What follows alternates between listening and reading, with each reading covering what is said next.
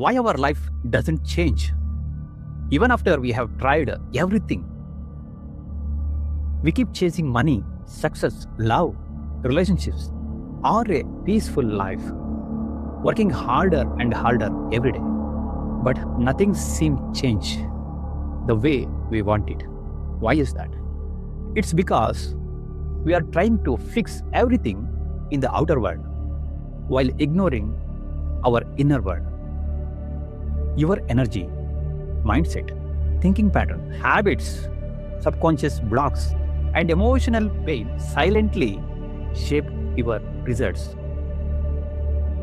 When your inner system change, opportunities begins to appear. Confidence rises. So, change your inside first. The life will begin changing outside, slowly, naturally, powerfully, the way you want it. If you are ready for real transformation, please follow me.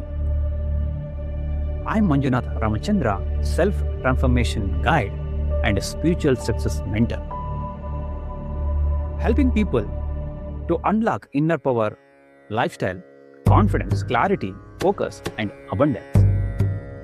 Thank you.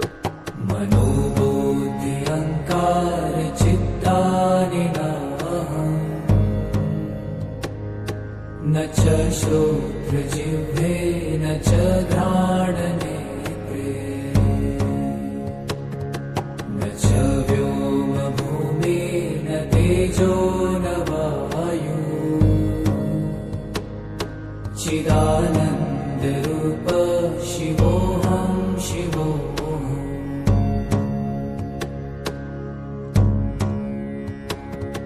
न च प्राणसंज्ञो न वै पञ्चवायु न वा सप्तधातु न वा पञ्चकोश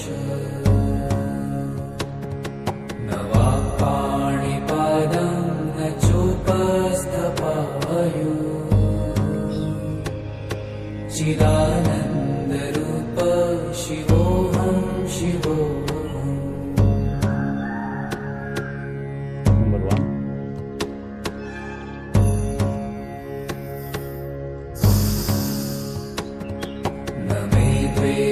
रागौ न मे लोभमोहो मदो नैव मे नैव मात्सर्यभावः न धर्मो न चार्थो न कामो न मोक्षः चिदानन्दरूप शिवोऽहं शिवोऽहम्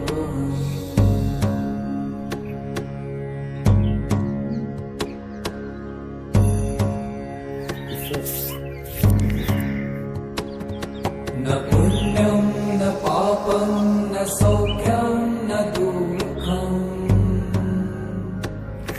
न मन्त्रो न तीर्थं न वेदा न यज्ञा अहं भोजनं नैव भोजं न भोक्ता चिदानन्दरूप शिवोऽहं शिवोऽहम्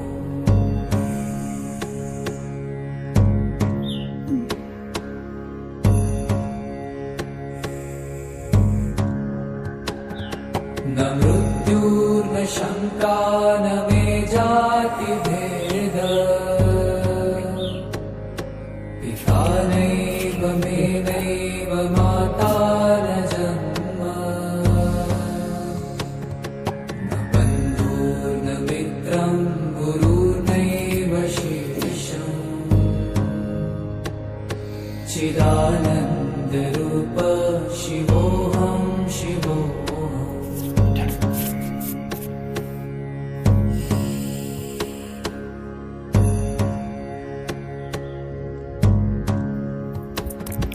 अहं निर्विकल्पो निराकाररूपो विभुत्वा च सर्वत्र सर्वेन्द्रियाणाम्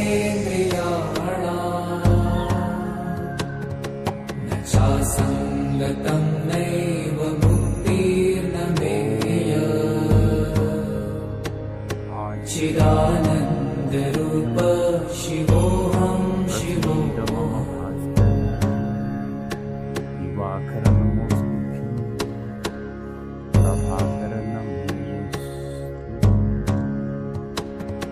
मनोबल